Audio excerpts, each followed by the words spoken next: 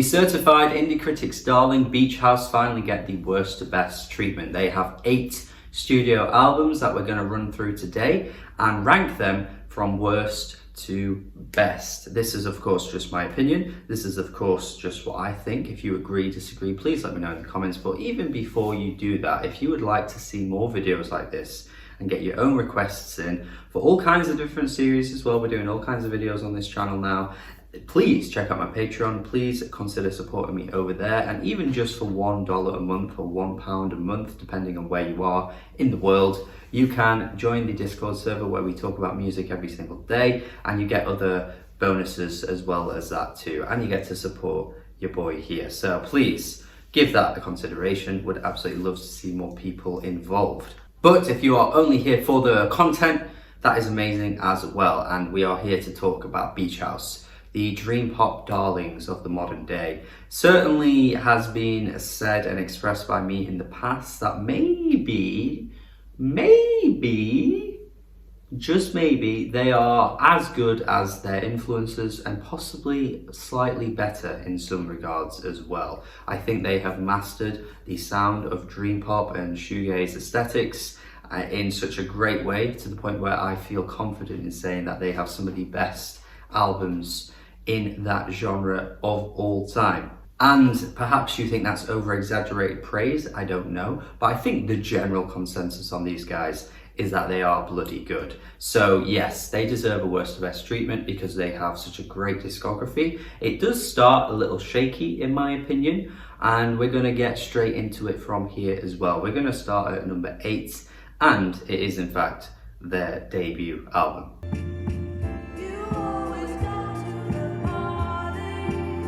Yeah, I don't think this is too controversial. Their first album isn't too good, honestly. And maybe the controversial aspect of this little segment is that I would honestly put it more towards the negative side. I actually think this is pretty poor in terms of albums as they go, to be honest. I don't get a sense of great melody coming through on this album. I don't get a sense of particular great direction either. I just feel like they didn't quite nail what they were attempting to achieve. I feel like some of the tracks like Tokyo Witch are just bare to the bones. I feel like Victoria's vocals across this album feels quite shy at times as well. I just never really get a sense of Victoria coming to life with her voice. We know how stunning her voice can be. We know how great of a singer she is. But on this album, none of those aspects come through. Tracks like House on the Hill just really drag out to the point where the length of the song just feels like it goes on and on and on for so long. It's not even that long, but it feels it. Apple Orchard just sounds super demo-ish to me. Master of None might be the only complete sounding song. I mean, this track has been probably considered one of their more accessible tracks in terms of the sample usage it's had. I think it's been in some TV shows and a few films and stuff like that. So you can see that this one is definitely the most complete out of a bunch of tracks that just does not feel like they have fully figured out their vision. But what I do like about this album is that you can see the progression, and I'll talk about that a little bit later on when we get to the albums that I'm going to be talking about. But you can sort of see the building blocks are here. They just haven't quite figured out how to express themselves in the way that they have done so brilliantly on later releases. So no, don't think people are going to be too mad at this one landing at the bottom. But yeah, for me, I don't really like it.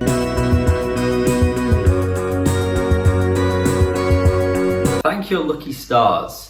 The album I feel like just was the unwanted child. Like they already dropped Devotion, and it just felt like this one came a bit out of nowhere and honestly was just a total mismatch of what we would want from Beach House. It felt more of the same, which is probably the worst offender when you've already given your fans an album, a full-length album, to do another so close after it, to feel like you're not really progressing or there's any new sounds or new ideas coming through. That to me is just a slap in the face, man. We don't want to hear that, and especially when it's this mediocre too. It's so sluggish the whole way through. She's So Lovely is just so stiff. You've got All Your Years, which is a track that I just find so underwhelming vocally, you know? I just don't get much out of this at all. They're so breathy, there's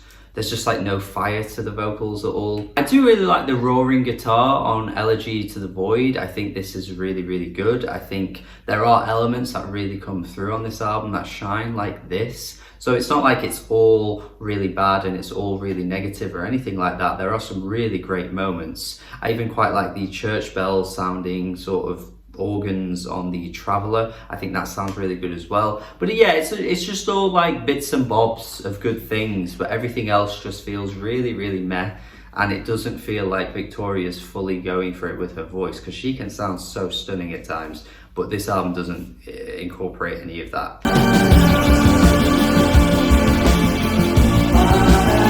Yeah, number 6, this is where we get controversial, my friends. Once Twice Melody. Once Twice Melody is 6th on their ranking for me. I did put out a review of this earlier this year, in fact, so you can go check that out. It is a review that I still feel similar things about, so everything I say in the video is still pretty much what I think. So, you know, you can understand my fully fleshed out opinions over there if you'd rather check that out. But for me, Once Twice Melody is an album that unfortunately is one of those cases where the runtime and the amount of tracks just never really feels properly justified. I like the approach that it's taking. I feel like the concept of Beach House doing this and the multiple chapters could be really good, but the grand epicness that you get on the first couple of tracks that feels like it's setting the album up perfectly just gets completely fizzled out. It just gets completely washed away by the Pink Funeral track. That first 1-2 punch is so sublime, and yet so much of what comes after it just is super underwhelming, man. The weirdly robotic vocals on Runaway, I've never understood what the hell is going on there. Really not a fan of that one. And often at times they're entering some of the more like dreary sounds, like on Another Go Round and then the final closing track of the whole thing. Like the really great qualities of Beach House is that positive, uplifting feel that just feels so magical and ethereal, but yet they enter some really, really like doomier and gloomier tones on this album that I just really, really can't get with. I do really like tracks like Over and Over though. I feel like the ascending beauty to this track is really sublime and stunning. There are some stunning moments, but yeah, the fact that you do have these chapter separations and each time you segue into a new one, you don't really feel like you're entering anything new or different. And honestly, a lot of the album, similarly to what I was saying with Thank You Lucky Stars, is that it does feel more of the same at points. It just feels like there's a missed opportunity with what they were going for here. I do feel like Finale is an absolutely wonderful, stunning moment for the album though, an absolute climactic moment for the band, and it is a gorgeous song. But like I say, you've got all these tracks and I can only really muster up really positive things about 4 or 5 songs, so the whole thing just doesn't land for me.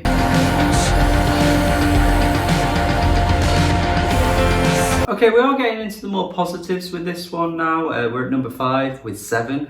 Honestly, an album that got a huge amount of praise when it came out. I wasn't quite as fully sold on it as I wanted to be, but I still think it's a good album. Like, I really do. And I think the things with this album that I think what really strike people the most is just how heavy and full on they go with the aesthetics. I mean, they really push some of the boundaries in terms of their sound on this one, even though if the core sort of feel and the core ideas are still similar, but I do feel like you do notice some of those huge, grand and epic moments really sift through on this one, like the opening track with the heavy wall of sound. Like seriously, this track is a huge, huge wall of noise. Lemon Glow and Dive particularly have like great sound design qualities to them. I mean, Dive sounds absolutely stellar, to be honest with you, and then Lemon Glow, again, the song itself sounds great, but on this track particularly, I do feel like the vocals don't take as much of a shine, and I feel like an album I will be getting to soon, Depression Cherry, kind of has that better balance of the sound design and the mixing sounding so sublime, and then the vocals pairing up with it as well. But there are a few moments on this album where I feel like the emphasis goes so heavy on the instrumentation and the vocals just kind of fall a little bit into the backseat. Woo is blissful with the childlike melody, and then you've got the final track as well, which is just a fireworks moment. Like, there's some stunning moments on this album, but as I say, I'm not as fully sold on everything about the album at every moment. I'm just feeling like really strongly about some really individual tracks, and then the overall quality of the album is still pretty good too, so it ends up being 5 for me. Is your heart still mine to say? I'm actually impressed with how Devotion has held up, because what I was saying before about the first album, you can see the way that they're climbing upwards towards what they want to achieve with this album. Like, it's a great progression from the first album that's just not quite there, feels very demo-ish, but the second album, a couple of years later, they are slowly making their way up into the really prettier sounds with tracks like Wedding Bell and the fluffy feeling that you want to feel whenever you're hearing any Beach House album or song. The super lovely Astronaut, the chimes on Home Again, it's just ever so slightly lifting up towards what we want to hear from Beach House. And while I don't think necessarily many people would have this above the last two that I just mentioned, I feel for me that it's got this like early lo-fi charm to it that I think the first album was trying to go for, but it never really quite achieved. And I feel like there is just that sort of homely feeling that this album provides that you don't necessarily get on some of their later ones. Not to say that all their later ones are bad, because the next album I'm going to talk about is certainly one of their best. But this album for me just has that sort of charm to it that I really get attached to.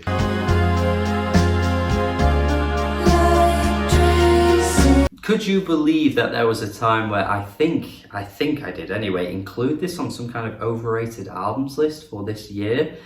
A bit mad really to think that now it's third on their entire discography ranking, and I certainly don't stand by that opinion of it being overrated either. This album has really grown on me like crazy over the years. I've really warmed up to what they were attempting to go for in this one. I used to just think it was boring. I used to just think it was more of the same. I used to just think it was a lesser quality version of what we've heard from them before, but that is just so wrong. The hopeless romanticism coming through from Victoria on this album I think is really one of the standout qualities. There's something about her voice that just really feels quite heartbroken, but she's pouring out so much passion. And while, you know, she's not the most, I guess, expressive singer on any of their albums, really, you could say, maybe bar one, but I don't think that's what her voice is attempting to do most of the time anyway. I don't think she's shooting for that feeling of expressiveness on all of their albums.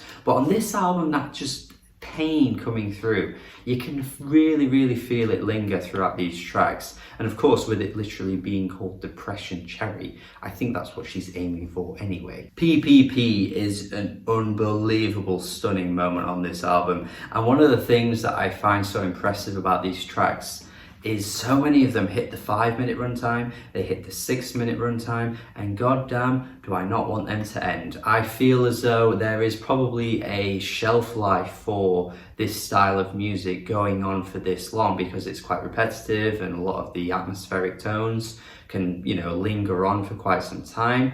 And yet somehow they do not feel like they are overstaying their welcome. It's insane. I do not know how they do it on this album. It's absolutely ridiculous. The life-affirming feel to Days of Candy is absolutely stunning as well. The sort of nursery rhyme feel to Wildflower, I think, is really interesting as well. Yeah, man, this is a really good album and is only getting better for me over the years. And I've really started to grow to appreciate it as well. Like 1037 and Space Song as well. I haven't even mentioned those, but Jesus Christ, unbelievable tracks. And yeah, it just balances out everything that I think they're attempting to do. And albums like Seven, I think, are shooting for this a little bit, but they don't quite make it. And I think Depression Cherry is the one that gets it. Found yourself in the Another album I've done a full video on for my Decade Later series this year. So again, fully fleshed out opinions over on that video there. But this for me is number 2. And it's a lot of people's number 1.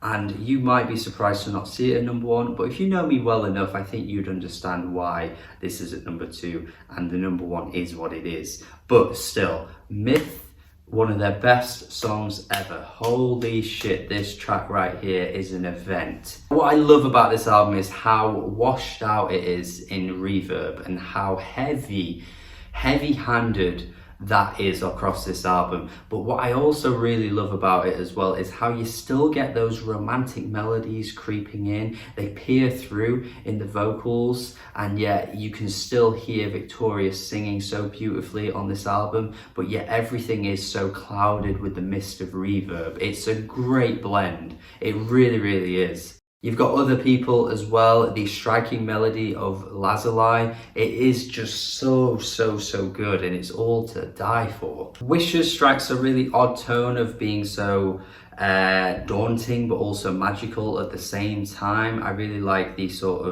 lyrics that sort of drift off into the ocean on the track Irene. It really adds a really great aesthetic, and the way that Victoria is singing as well, it just creates a stunning feeling. There's even a hidden track on this thing. A hidden track in 2012, guys. What the hell were they thinking? I don't know, but even still, the whole thing is just absolutely stunning and is an unbelievable achievement in dream pop shoegaze music, because it is truly one of the best of its kind. It really is. It goes head to head with any of the classics from previous decades. It is on its own 2 feet as being that good of an album, and yeah, it lands at number 2 for me, but somehow there is one slightly better than this.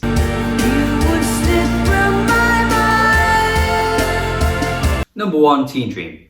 Teen Dream. I have said so many times on this channel that Teen Dream is their best album. It is my favourite of theirs entire discography, and it's going to be impossible to top, because this is where they nail it even more. They start with bare bones of their first album. They get into the more charming, pretty melodies of the second album. And the third album is where they nail it. You see the progression. When you listen to them in order like that, you notice how once you finally hit Zebra, you're like, holy shit, this is what they were trying to do. And they never quite got it. They never quite got it. And what I love about this album as well is, while yes, it's still dreamy and it's still got the dream pop aesthetics, you feel Victoria's voice at the front and center of everything, of absolutely everything.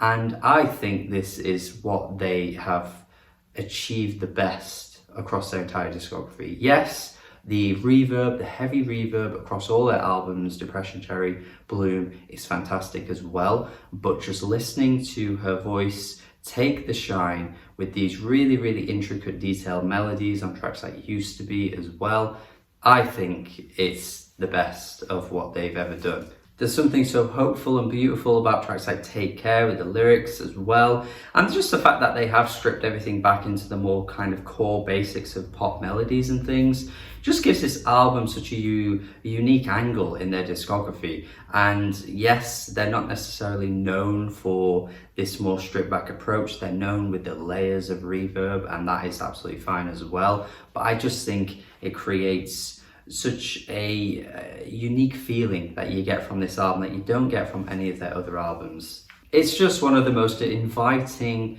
friendly albums I've ever laid my ears upon, and it is truly one of my favorites generally of all time. Like, this would rank high for me on an all-time list, absolutely, for certain. It's just been one of those albums that I've always had that kind of attachment to. From the first day I heard it to the many years later now of still listening to it, it just still gives me that feeling. And that's why this album for me is special. It's a special, one-of-a-kind album in an artist's discography that hits that spot that not many other albums can quite hit. It's an amazing album, it really is. And yeah, for me, it is their best album. So that is my ranking. Beach House, worst to best.